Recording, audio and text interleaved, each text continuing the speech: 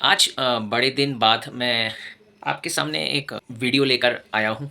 इस वीडियो में मैं बहुत ही एक इंटरेस्टिंग टॉपिक में आपको आपके साथ चर्चा करूँगा, जिसमें मैं डिस्कस करूँगा कि इन्वेस्टमेंट किस तरीके से टाइम से जुड़ा हुआ है और इन्वेस्टमेंट को मैं हमेशा ही क्यों लाइफ जर्नी बोलता हूँ, क्यों इन्वेस्टमेंट लाइफ से इतना जुड़ा है। तो आज मैं जो डिस्कस करूंगा वो है ये टाइम डायलेशन के बारे में, और क्यों टाइम डायलेशन जो है, जो लॉ ऑफ रिलेटिविटी है, वो क्यों मार्केट से जुड़ा हुआ है, क्यों इन्वेस्टमेंट से जुड़ा हुआ है, और कहीं ना कहीं ये एल्बर्ट आइंस्टीन की जो लॉ ऑफ रिलेटिविटी थी वो हमारे जिंदगी और निवेश से पूरी ही तरीके से जुड़ा हुआ है।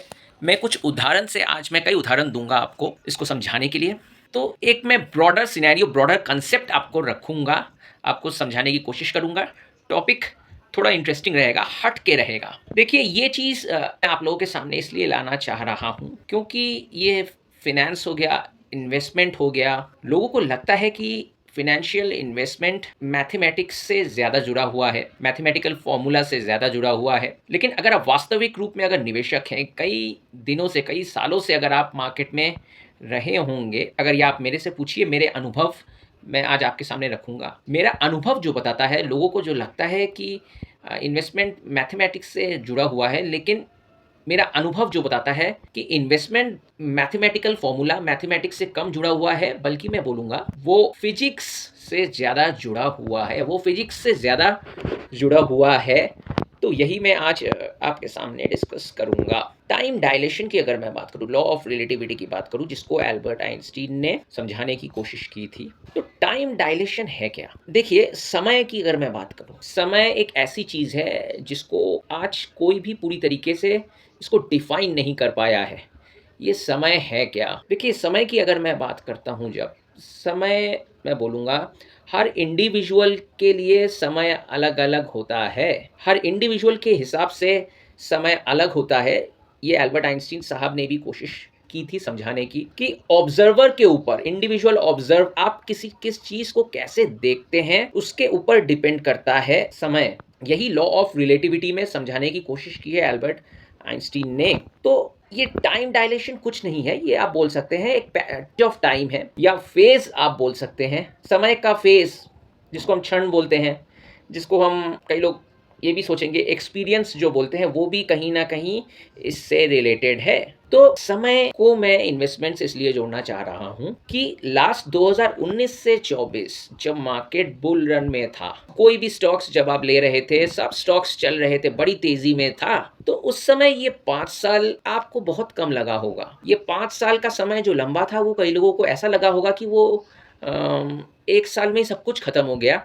और लास्ट 1.5 साल से जो चल रहा है, जो मार्केट में टाइम करेक्शन हो रहा है, और मार्केट जिस स्तर में नीचे से ऊपर जा रहा है, फिर उसी रेंज पे आ जा रहा है, और लोग फ्रस्ट्रेटेड हो रहे हैं। जिस हिसाब से लास्ट 2 साल में मार्केट ने कोई भी रिटर्न नहीं दिया, 1.5 साल मैं बोलूँगा, 2 साल भी पूरा नहीं हुआ है, तो ये 1.5 साल कई लोगों को 5 साल से ज़्यादा लग रहा है। तो ये क्यों लग रहा है? तो टाइम के हिसाब से मनुष्य के इन्वेस्टमेंट के डिसीजन में भी चेंज आता है। जैसा समय जितना बीतता जाता है, मनुष्य अपने डिसीजन में भी कई चेंजेस लाता है। तो समय के साथ आप ये भी बोल सकते हैं परसेप्शन चेंज होता रहता है, क्योंकि आप इन्वेस्टमेंट के अलावा आप अपने, मैं क्यों इन्वेस्टमेंट को लाइफ जर्नी भी बोलता हूँ, आप अपने लाइफ में भी अगर देखिए, सोचिए, आपको कोई चीज़ पसंद है, आपने ज़रूर ऐसे देखा होगा कि आपको कोई चीज़ अच्छा लगता था जो 10 साल पहले, वो 10 साल बाद अगर आप देखें, वो चीज़ आपको अब उतना पसंद नहीं रहा। तो ये 10 साल पहले, 10 साल बाद के बीच में ये जो पैसेज निकला है, ये फेज से जो गया है, ये 10 साल, 10 ईयर्स जो फेज गया है, तो उस हिसाब से आपका परसेप्शन चेंज हुआ है। तो इसी को टाइम डायलेशन मैं बोलना चाह रहा हूँ कि कोई आपका कुछ साल पहले जो शत्रु, जो मित्र रहा होगा, जिसको आप चाहते भी होंगे, जिसको आप पसंद भी करते होंगे, आज 5 साल बाद उसको हो सकता है नहीं पसंद करते होंगे, या आप शत्रु के हिसाब से या एनिमी के हिसाब से उसको आज देख रहे हैं। तो क्यों ऐसा हो रहा है? इंडिविजुअल देखिए, समय कुछ नहीं है, समय आपके अंदर, आपके ब्रेन में, आपके इंटरनल ऑर्गन्स में बोलूँगा, आपके अंदर जो मैपिंग चल रहा है, आपके अंदर जो फ्रेम चल रहा है, वही समय है। हर इंडिविजुअल के हिसाब से समय अलग है। इसको मैं रिलेट यही करना चाहूँगा, क्यों आप अगर देखिए कि एक एजेड आदमी के लिए जो 64 या 70 साल का है, उसके लिए समय जल्दी गुजर जाता है, और जबकि आप यूथ यंग है 30-40 साल के लिए, उसके लिए वही समय बहुत, उसको लेट बहुत देर लगता है। ठीक है? ये ऐसा क्यों है? ये देखा गया है कि टाइम फ्लो अगर मैं बोलूँ या टाइम फेज़ बोलूँ या पैसेज ऑफ टाइम, ये कई बार रिसर्च करके देखा गया है कि जो समय है, पैसेज ऑफ टाइम है, वो हमेशा ही इनवर्सली प्रोपोर्शनल रहा है किसी भी आदमी के स्क्वायर ऑफ एज के साथ। तो इसीलिए जो 64 साल के जो बुजुर्ग आदमी हैं, उनके लिए कुछ क्षण वो समय जल्दी गुजरता है, और जो लोग कम एज के हैं, यूथ है, यंग है, वही समय उनको बहुत ज़्यादा लगता है, जिससे कि आपने अपने साथ भी लाइफ में कई चीज़ें ऐसे होते हुए देखी होंगी।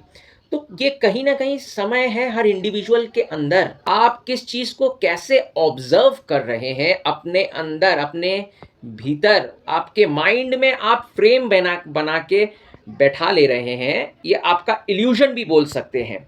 क्योंकि ये देखिए, जब हम बोलते हैं अच्छा समय, खराब समय, अच्छा समय आपको पता नहीं चलता है, लेकिन जो आप बोलते हैं खराब समय, आपको ऐसा लगता है कि 1 घंटा आपका बहुत खराब समय गया, वो आपको 24 घंटे के बराबर लगा है। लेकिन आपको आपका जब अच्छा, आपको जब बहुत अच्छा फ़ील हो रहा है अंदर से, वो अगर 1 दिन भी अगर हो, तो आपको लगेगा झट से कट गया 1 घंटे के बराबर। तो फ्रेमिंग है, जो टाइम की फ्रेमिंग है, वो इंडिविजुअल टू इंडिविजुअल कहीं न कहीं वैरी करती है। तो इन्वेस्टमेंट के डिसीजंस में यही बोल रहा हूँ, इन्वेस्टमेंट के डिसीजंस हर इंडिविजुअल के ऑब्जर्वेशन के ऊपर है। तो एक आदमी अगर किसी भी स्ट्रैटेजी में, किसी भी टाइम फ्रेम में वो इन्वेस्टमेंट कर रहा है, वो ज़रूरी नहीं है कि अगर वो सक्सेसफुल है, तो वो ज़रूरी नहीं है कि वो दूसरे आदमी भी उसी फ्रेम ऑफ माइंड के साथ अगर चले, वो चीज़ उसके लिए भी सक्सेसफुल हो। तो समय एक बहुत वाइटल फैक्टर है, क्योंकि मैं शेयर मार्केट की अगर बात बोलूँ, बहुत चार्टिस्ट हैं, वो प्राइस और वॉल्यूम को देखते हैं, लेकिन एक और तीसरा एंगल है, वो बहुत बड़ी चीज़ है, उसको नज़रअंदाज कर जाते हैं हम लोग, जो कि टाइम। मैं टाइम साइकिल्स की बात करता हूँ, मार्केट साइकिल्स की बात करता हूँ, इकोनॉमिक साइकिल की। ये पहले भी जो अगर मेरा वीडियो फॉलो करते हैं, market cycle, time cycle, business cycle, तो ये साइकिल है क्या? जहाँ साइकिल रोटेशन हो रहा है, तो कहीं न कहीं समय की बात आ जा रही है, टाइम की बात आ जा रही है। तो टाइम डायलेशन एक्चुअली अगर डिफाइन करने की कोशिश करेंगे, तो वो एक इल्यूजन ही है, इंडिविजुअल टू इंडिविजुअल वेरी करता है, और ये ऑब्जर्वर के ऊपर डिपेंड करता है, आप किस चीज़ को कैसे देख रहे हैं। ये मैं बोलूँगा, ये एक बहुत वाइटल चीज़ है, क्योंकि जब मार्केट, देखिए, जब मार्केट टूट रहा है इस समय, ठीक है, मार्केट कोई रिटर्न नहीं दे रहा है, हो सकता है 1.5 साल हो, तो ये 1.5 साल जब आप इस 1.5 साल को ऐसा देख रहे हैं, इस समय सब कुछ खराब चल रहा है, आपके दिमाग में टेंशन है, क्योंकि आपका पैसा लगा हुआ है मार्केट में, और आप अपने पैसे की वैल्यू को घटते हुए दिख रहे हैं, ये आपके अंदर एक कहीं न कहीं मेंटल प्रेशर तैयार कर रहा है, और इस मेंटल प्रेशर से ही आपके जो इंटरनल ऑर्गन्स की मैं बात करूँ, ये आपके internal organs various kind of frames बना रहे हैं। ये 1.5 साल आपको 10 साल के बराबर लग रहा हो, और आपके अंदर पैनिक, फ्रस्ट्रेशन तैयार हो रहा है, और इसी समय में, इसी फ्रस्ट्रेशंस में ही आप अपना इन्वेस्टमेंट, जो आपने शेयर्स लिए हैं, आप उसको बेच देते हैं, और जब भी आप बेचते हैं, आप कुछ दिनों बाद देखते हैं जिसको आपने लॉस में बेचा, और वही शेयर फिर बाद में ऊपर चला गया। तो यही है समय की लीला।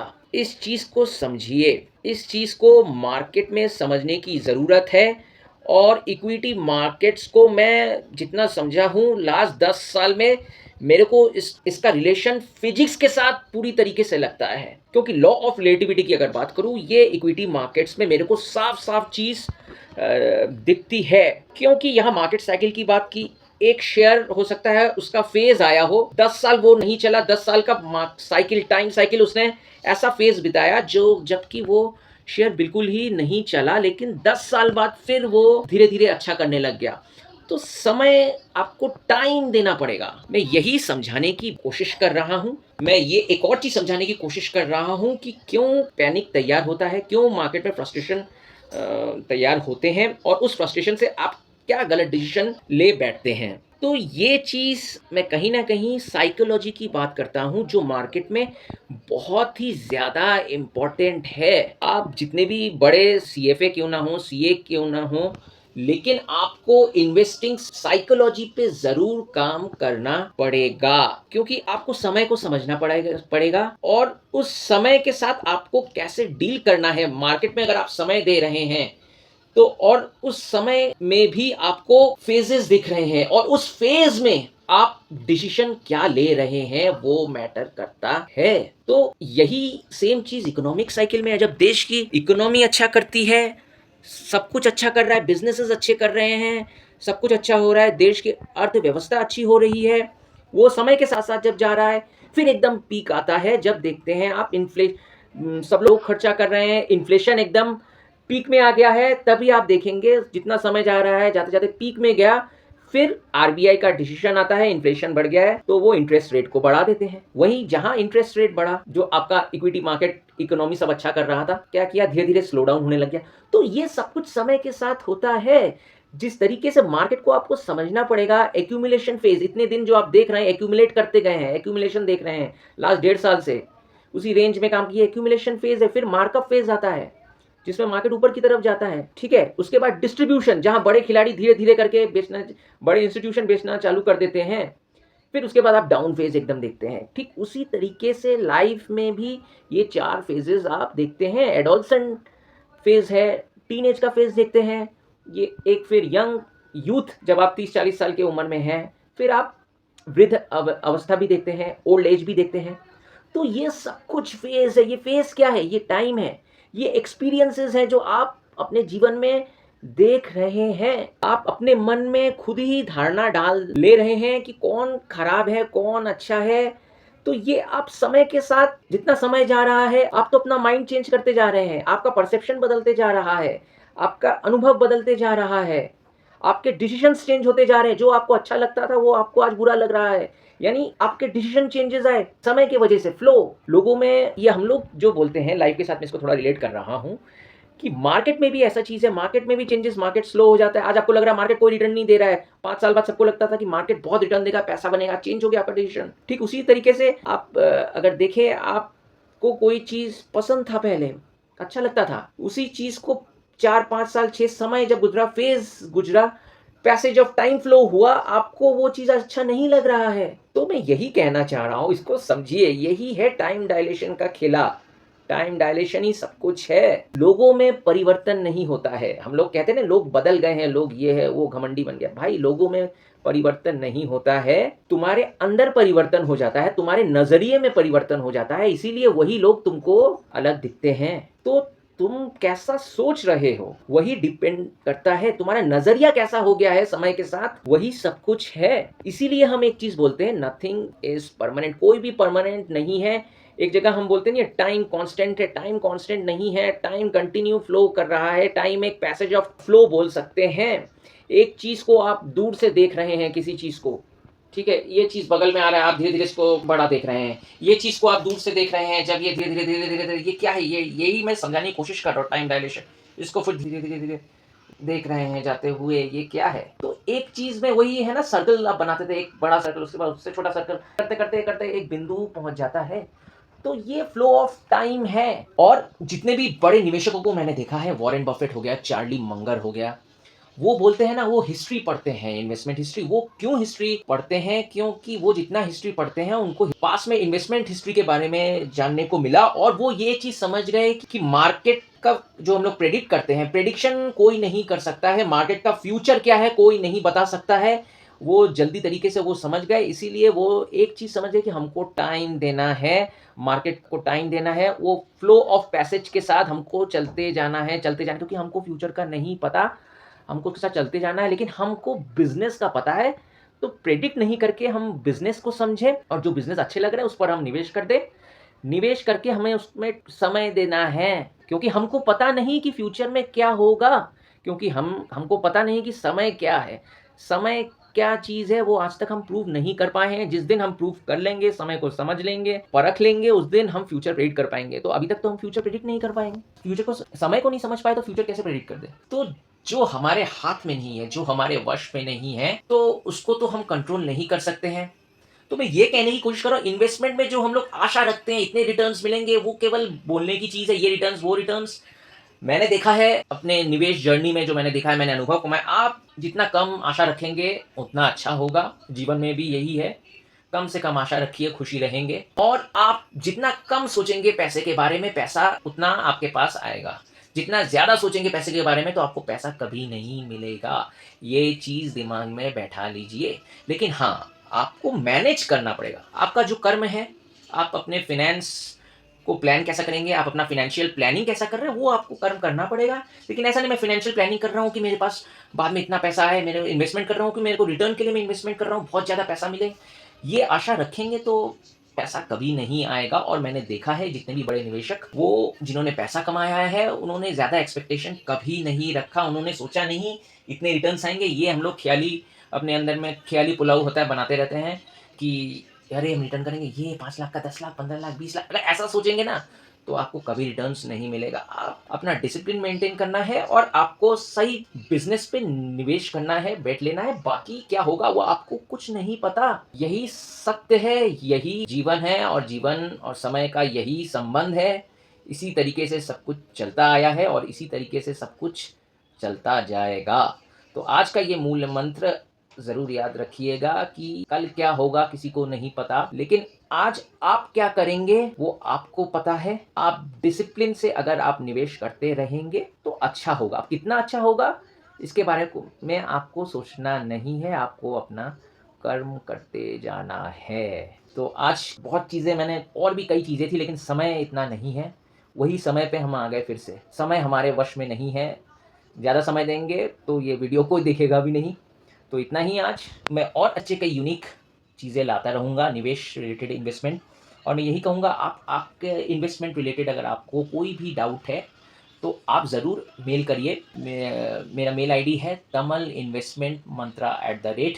और हाँ, मैं ये बता रहा हूँ, सक्सेस इन्वेस्टमेंट मंत्रा यूट्यूब चैनल आप सर्च करिएगा और एक सब्सक्राइब ज़रूर कर दीजिएगा, कि जिससे कि आप नेचुरली ये वीडियोस आपको मिलते रहें, और मैं आपका अनुभव, इन्वेस्टमेंट रिलेटेड जो भी मेरा अनुभव है, मैं आपके साथ ज़रूर शेयर करूँगा। आज के लिए इतना ही। Good night.